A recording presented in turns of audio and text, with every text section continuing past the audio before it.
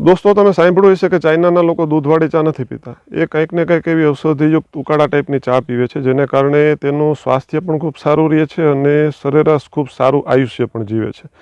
તો આજના વિડીયોમાં આવી સરસ મજાની એક ચાની હું આપને માહિતી આપીશ કે જે ચા પીશો તો એનો ટેસ્ટ એટલો બધો મસ્ત હશે કે તમે દૂધવાળી ચાને પણ ભૂલી જશો. એના માટે લેવાના છે 2 લીંબુડીના પાન. એ જ લીંબુ કે જેનો આપણે ખાવામાં ઉપયોગ કરીએ છીએ, એ લીંબુડીનો જે આપણું ઝાડ છે એના 2 સરસ મજાના પાન લેવાના છે. પાનની પસંદગી ખૂબ જરૂરી છે. પાન એવા પસંદ કરવાના કે જે પાકીને પીળા પણ ન થઈ ગયા હોય અને નવા કોમળ પાન પણ ન હોય. વચગાળાના આવા આપણા પરિપક્વ પાન પસંદ કરવાના છે. એક વ્યક્તિ દીઠ 2 પાંદડા તોડી ટુકડા કરી પાણીમાં નાખી દો.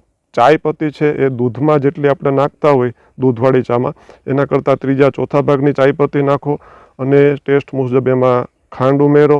2-3 વખત ઉકાળી અને ગાળીને પીવો. એટલો સરસ મજાનો ટેસ્ટ આવશે કે દૂધવાળી ચા તમને યાદ નહીં આવે, દૂધવાળી ચાને ભૂલી જશો.